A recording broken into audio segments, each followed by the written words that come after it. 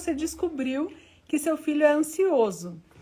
E antes da gente falar sobre ansiedade, a gente precisa conversar um pouquinho sobre a diferença entre ansiedade e medo. Medo e ansiedade são muito parecidos e acabam se confundindo, né? É uma diferença bem sutil. Então, às vezes, a gente tem um filho que tem medo e a gente pensa que ele sofre de ansiedade, né? E às vezes ele não sofre, ele só tá tendo medo por causa de alguma situação. Então, o medo, ele é uma emoção ligada ao presente e a uma situação real de perigo. Então, às vezes a criança tem medo do desconhecido. Eu tenho medo de ir para a escola no primeiro dia de aula, porque é uma situação nova, desconhecida, que gera medo, né? Tem medo, tudo que é novo pode gerar medo, e daí é medo, não é ansiedade. A ansiedade, ela acontece dentro do cérebro, é componentes químicos e é involuntário, e se você parar para refletir, não é real, né? Não é um medo real, é um medo de uma coisa que não existe, na verdade. Então, fica a dica pra gente avaliar, será que o nosso filho tá com medo? E daí nós podemos trabalhar esse medo para que ele perca esse medo? Ou será que realmente ele está sofrendo de ansiedade? Né? Posso começar com as perguntas? Sim, uma coisa interessante, esses tempos eu estava assistindo um vídeo de um guru indiano, Sadhguru, ele é bem famoso, e ele falou assim, geralmente quando as pessoas têm problemas com ansiedade, as outras pessoas falam para elas, mas é só você deixar isso passar, é só você deixar ir. Ele falou, se fosse tão fácil assim, era muito fácil. Assim como quando você tem uma gripe, é fácil você falar, tô com gripe, é só você deixar ir, é só você deixar a gripe embora. Não, não é assim. Não é assim que o nosso corpo funciona, não é assim que o nosso organismo, ele processa esse tipo de sentimento. Então, a ansiedade, muitas vezes, para muitas pessoas, elas vão pensar que é falta de ar, que é um medo, um extremo, uma insegurança, mas muitas vezes pode ser uma paralisia e não conseguir ir para frente, né? Então, só ficar ali parado naquele momento assim, apenas observando, não conseguindo fazer o que ela deseja, também é uma forma de ansiedade. E às vezes nós acabamos pensando que a ansiedade vai se manifestar de uma forma física extrema, mas nem sempre ela vai ser assim, né?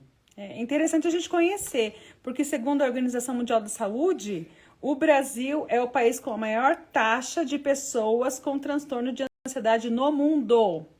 Então, tem uma grande chance de ter ansiedade acontecendo bem ao seu redor, com pessoas da sua família, com pessoas que trabalham com você, que convivem com você. O último relatório apontou que 9,3% dos brasileiros têm algum tipo de transtorno de ansiedade ou depressão. E por que a ansiedade e a depressão são ligadas? Porque a ansiedade é um sintoma de depressão, né? E a ansiedade vem primeiro. Se você não trata, acaba que a depressão vem também, né? E quando você trata a depressão, a primeira coisa que melhora é a ansiedade. Então, a ansiedade é importante da gente estar cuidando.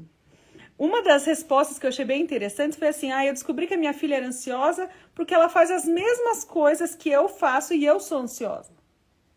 Então, a mãe se vê como ansiosa e vê as atitudes da filha, que são parecidas com as dela, ela fala assim, minha filha também é ansiosa. Será que a sua filha é ansiosa ou será que a sua filha está copiando o seu comportamento? É uma coisa que dá pra gente analisar. Pode ser que ela seja ansiosa mesmo. Daí você vai observar e vai falar, não, realmente ela é ansiosa. Ou, não, ela está reproduzindo as minhas ansiedades. Né? Então, fica atento para ver se o nosso filho está reproduzindo a nossa própria ansiedade ou se realmente ele tem uma ansiedade dele que precisa ser trabalhada. E isso é uma coisa que realmente faz muita diferença no ambiente onde a pessoa está inserida, né? Então, quando a pessoa está inserida num ambiente onde outras pessoas causam ou têm ansiedade, é possível que a filha dela também tenha ansiedade, porque ela tem. Nós tivemos um aluno aqui na escola, quando nós chegamos, que ele tinha uma doença que é ligada à ansiedade, que é a alopécia. A alopécia é aquela doença que causa queda de cabelo, que inclusive foi o problema aí do Will Smith, que a esposa dele também tem alopécia. A alopécia muitas vezes é causada por ansiedade. Então, o que acontece? Esse menino, ele tinha muita queda de cabelo. E aí, nós não sabíamos qual era a causa dele, mas quando a gente conheceu a mãe dele, a gente descobriu que aquela família tinha um nível alto de estresse e ansiedade pela forma que a mãe tratava eles, né? Ela era muito agressiva nos comentários, ela era muito nervosa e tratava eles mal. Quando eles tinham uma nota baixa, tratava eles de uma forma... O tipo de resposta que ela deveria ter não era exatamente o correto.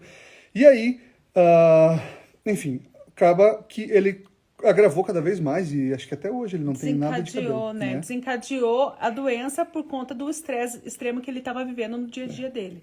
Né? Isso pode acontecer também. O que também pode acontecer é o contrário.